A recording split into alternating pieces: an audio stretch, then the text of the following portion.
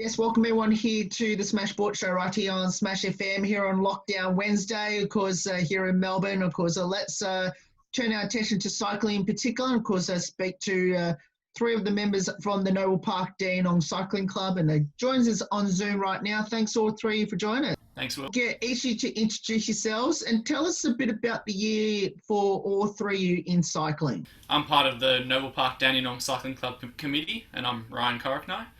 And the year for us has been a bit of a strange one. So, obviously, with the coronavirus and everything, we haven't been able to do as many things in the club as what we would have liked. But, we've still been able to kickstart the club and, get some clothing in for the club, and we've been able to do a lot of good things, for everyone. So. Yeah, I'm David Corrickney. I'm one of the vice presidents of the club, and we did have plans early on in the year to get some sort of events underway, and then that all got put on hold. But yeah, fortunately, we've still been able to get the club's name out there and get a few more people on board. And with our new clothing, it means we look pretty flash when we're out there on the road doing some training. I'm Callum. I'm not part of the committee, just a racing member. It was good to get out with the club earlier on in the year. Now I wear the kit out when I ride, and people ask questions, stands out. Good to get the name out there, and hopefully we can get some more members once we can.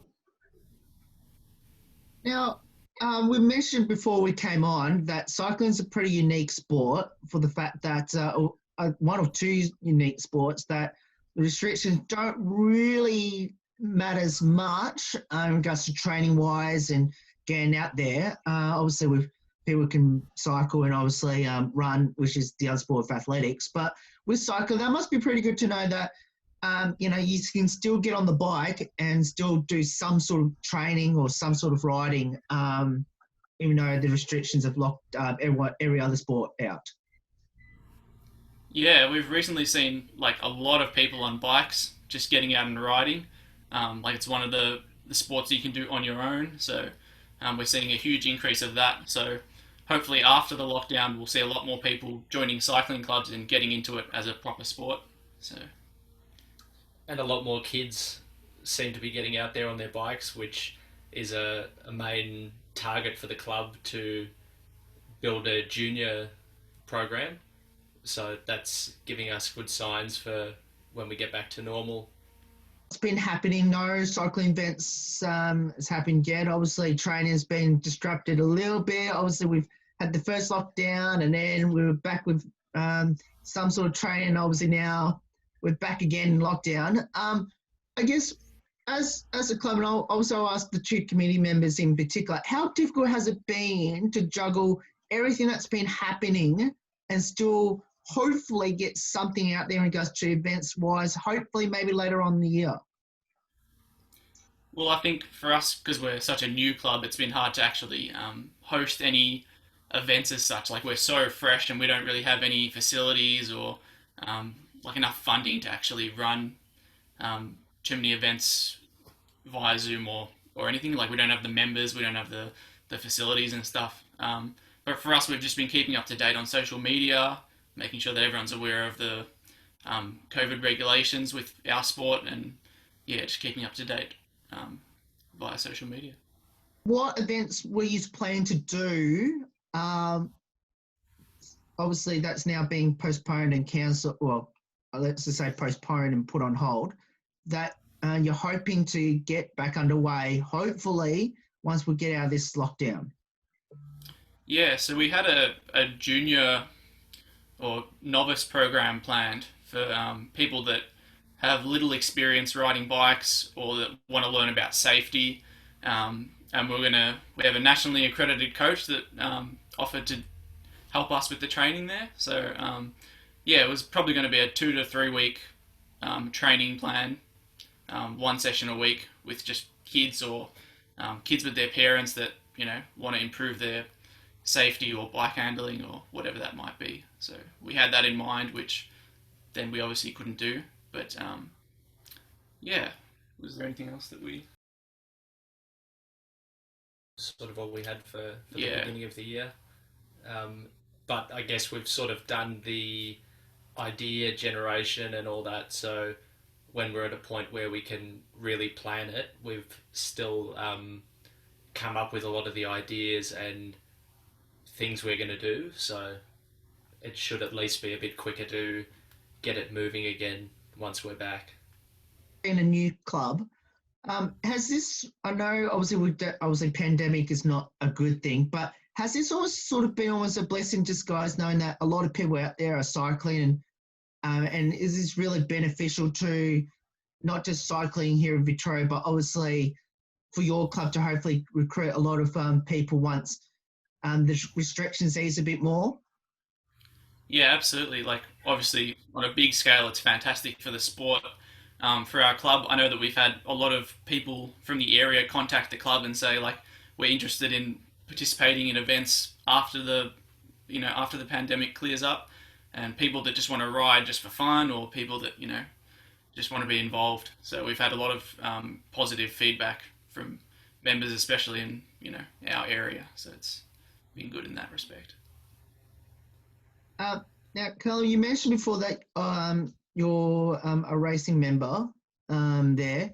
For you, how difficult has it been to not do any races in the last uh, 4 or 5 months?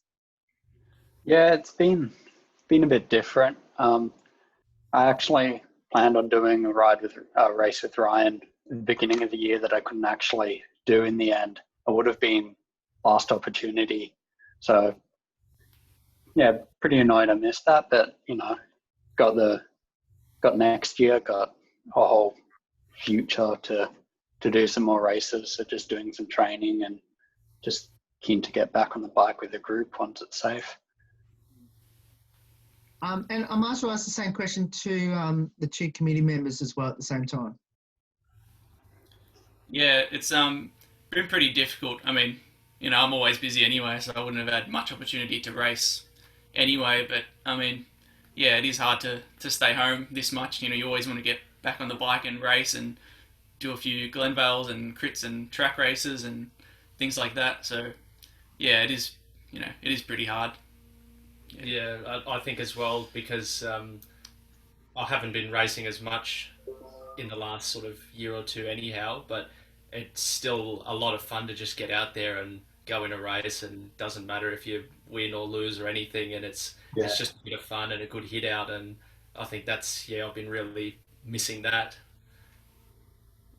You mentioned Glenvale, or one of you mentioned about Glenvale a moment ago, which obviously I had a chance to attend. Probably would have been about January, February, before the lockdown. Now, what is special about Glenvale? One always attends. It's just a great lap and I think I liked it because it's always suited my sprinting style at the end, which was always nice because it was sort of easy to get up there and get some placings compared to a lot of other courses and laps. And it was just a nice way to spend a Sunday morning, really. If you got a nice sunny morning and you just get out there for a good hit out and then ride home with a little group, and it was just a great way to start the week. Yeah, you'll always see like heaps and heaps of races there from all around Melbourne, come and do Glenvale. You'll just have grades packed with people. You'll have hundreds of riders there every week. So it was just the place to be as a racer. And speaking from the other end, like it was good for almost novice racers to get an idea of how to race.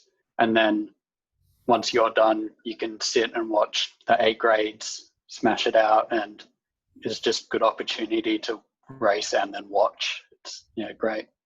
How did all you get involved in cycling? Why did you choose it? Um, we got involved because it was a family sport. So, Dad used to race in Germany when he was younger, and his father was a Hungarian Olympian. Um, and then, yeah, I was 9, and I thought, oh, maybe it's time to jump on a bike, and off I went, and then another year later, Ryan jumped on as well, and yeah, and that was sort of how we got into it. Yeah, I kind of similar story, but my dad used to ride, and then I got onto a bike pretty early on too. Rode with these guys a bit, didn't race with them though, a bit quick. Um, but yeah, it's good sport. You can do it with people of all skill levels and still have a blast. Is there a particular highlight for each of you throughout your cycling journey? Like any really great moments throughout your cycling journeys? Would have to be the Nationals win, I think. The national title. That's probably got to be one of the highlights.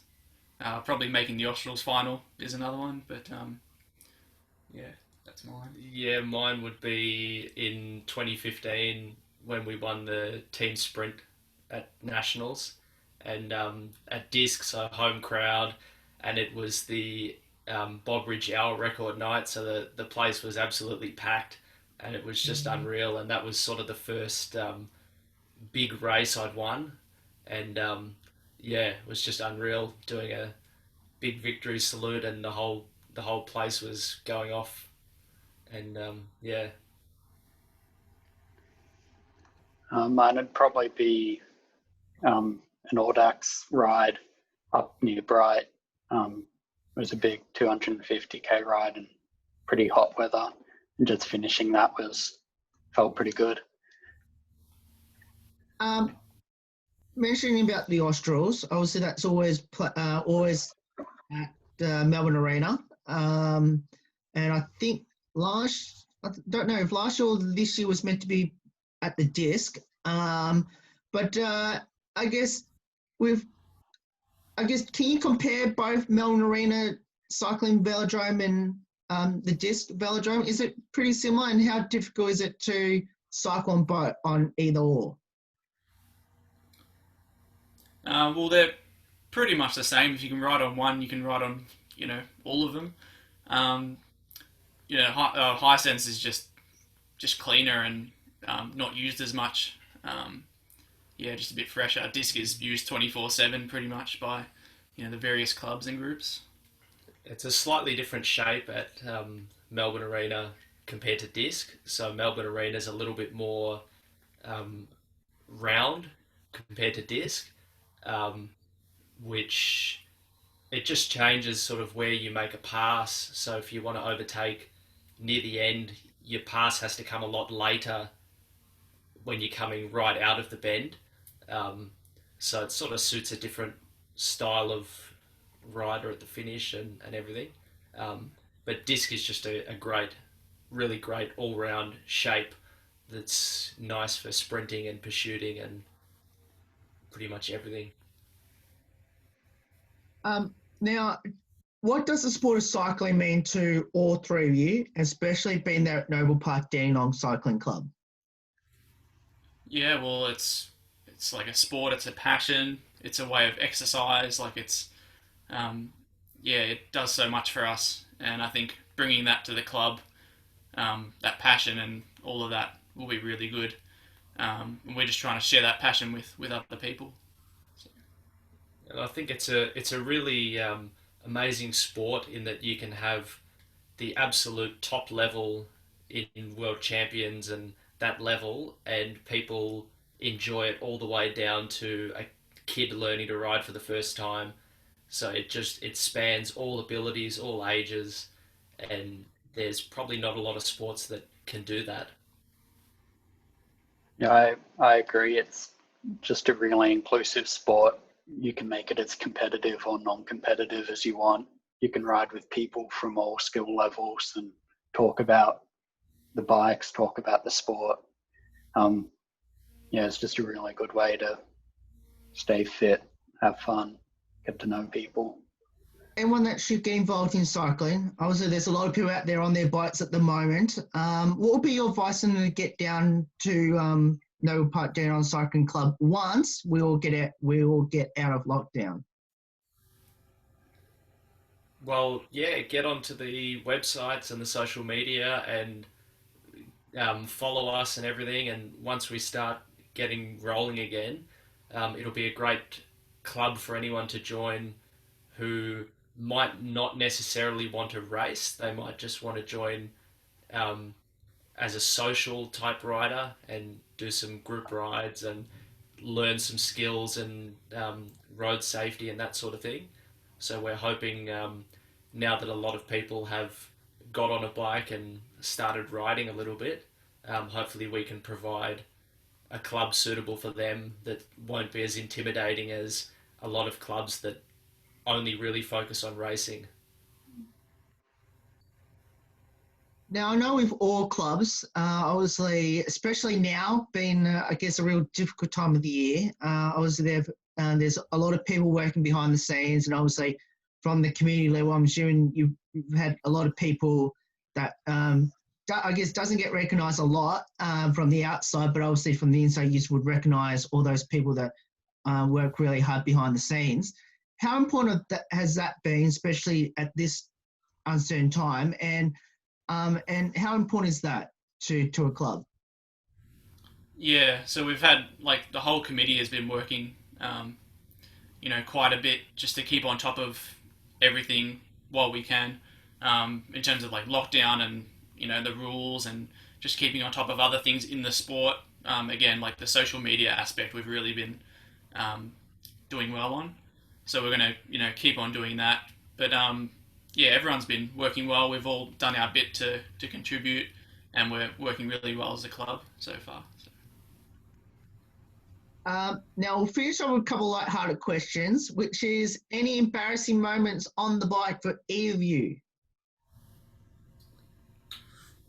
Embarrassing moments? Oh, I don't know. Can't think of too many, but, crashes are always embarrassing, But no, I don't think we've had too many embarrassing stories, I don't think. But, yeah. Probably just when we were starting and the first time you had cleats and you on cleats. Try and unclip your foot and it doesn't come out and you just topple over. They're always embarrassing. Yeah, for sure. I think once I had a bike mechanical fault and I rode in straight into David.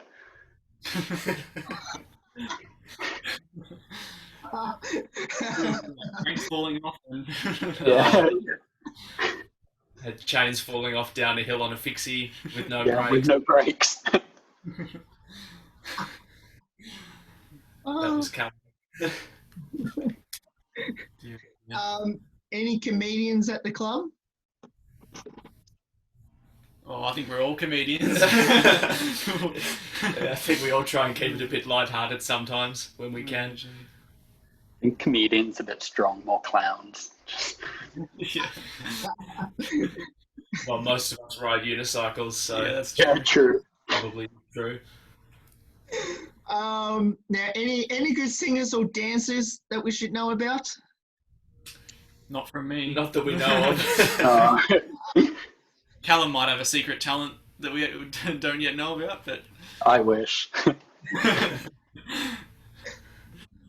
And of course, I'll finish off with this one last one. Now, I'm assuming, like, before any race or competition that you do, I'm assuming you got some sort of a particular song to pump yourselves up before a race or any competitions. What is that on the playlist at the moment? oh, I love a bit of orchestral music. Not everyone's cup of tea, but Yeah, I think mine was always Bat Out of Hell from me. That was always a winner with me. Yeah, I don't think I have any, but something fast. Well, all three, thank you so much for giving up your time to join us today. Obviously, hopefully we can get some sort of normality back into, especially the cycling side of things. Obviously, it's one of the best sports to do right now, and especially once we all get out of it, I guess one of the best sports to be active, and doesn't matter if it's competitive or social. And also, I want to wish your club all the best. Hope when we get out of lockdown, and hopefully we can get some people to get down there to Dandenong, and especially to get involved in cycling events that you will host in the next couple months or so. Thanks, Will. No worries. And of course, make sure you get down there, of course. So we'll promote, obviously, how you can get involved down there at No Park Dandenong Cycling Club on our social media, of course, in the next couple of hours or so. There's more on the Smash Sport Show right after this. Don't go away here on the Lockdown Wednesday edition.